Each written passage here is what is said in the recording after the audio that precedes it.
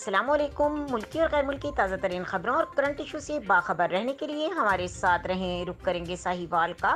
साहिवाल बज़्म मोहम्मदिया जामिया मोहम्मदिया साहिवाल के ज़ेर एहतमाम इस्तक़बाल रबीउल अव्वल अज़ीमुश्शान जुलूस ज़ेर सदारत मुफ्ती मोहम्मद इमाम बख्श नदीम मोहम्मदी सैफ़ी ने निकाला गया।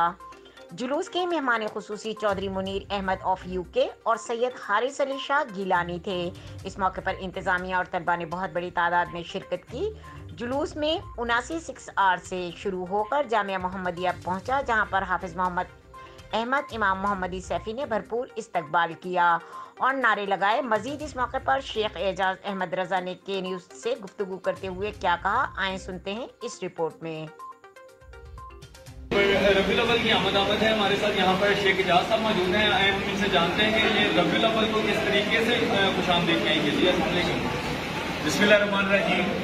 वालेकुम अस्सलाम। आज फलक पे ऐसा चांद निकला कि ज़मीन चांदों से भर गई।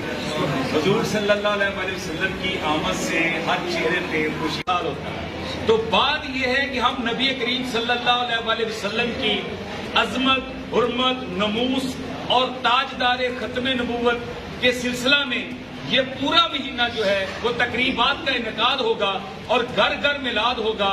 और 12 रबीउल अव्वल को पूरे पाकिस्तान में करोड़ों मुसलमान दुरूदो सलाम पढ़ते हुए सड़कों पे निकलेंगे।